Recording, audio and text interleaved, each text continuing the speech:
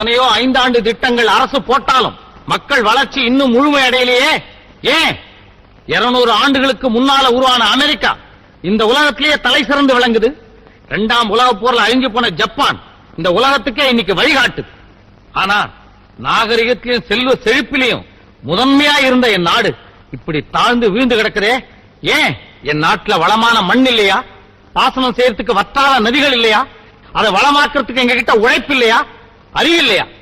எல்லாம் இருந்தும் ஏன் இந்த நிலைமை? மனித முயற்சியால தான் எல்லாமே நடக்குதுங்கிற உண்மையை புரிஞ்சுக்காம நடக்கிறது எல்லாமே தலைவிதிப்படின்னும் போன ஜென்மத்துல செஞ்ச பாவ புண்ணியத்துக்கு ஏத்தபடின்னும் எல்லாம் கடவுள் செயல் நினைக்கிற மூட நம்பிக்கையும் தான் நாம இன்னும் முன்னேறாம இருக்கிறதுக்கு ஒரே காரணம்.